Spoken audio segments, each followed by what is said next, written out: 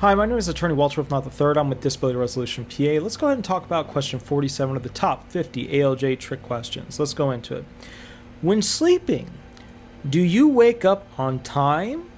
Do you go to bed at a usual time? Now, this is a tricky question. Let me read what I put. Everyone talks about tossing and turning, going to the bathroom in the middle of the night, etc. But if you do this, then why haven't you done a sleep study? No insurance, right? Okay. Then why aren't you on sleep meds from a free clinic? No transportation, right? But then how do you get food? Homeless, right? Okay, now there, everyone gets why you were awake all night, because the raccoons go into the snitching mode and they take your stuff because you're homeless. So the bottom line is, if you can't sleep, I can't sleep, I toss and turn, I have to go to the bathroom. Why aren't you taking medication? Why aren't you doing sleep study? Why aren't you doing something to go ahead and help with that? Oh, I didn't think about it. Not an acceptable answer.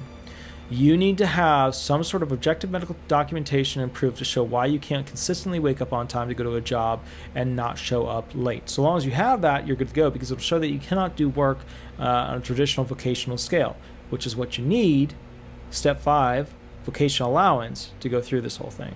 All right. My name is Attorney Walter Rudolph Hnot III. If you have a question, you want the most up-to-date information, that's fine. Shoot me an email or give me a call. Also, on Thursday the 9th of April 2020, and every Thursday thereafter at 8 p.m., you can call this phone, 407-279-1754. Phone numbers all over the place. Just look, for a phone number, and I'll answer it, and I'll run questions with you at 8 p.m. Now, other people, this chair is terrible, other people are going to be basically calling in. So it's first come, first serve. So if I get you, great. If I don't get you, that's okay too.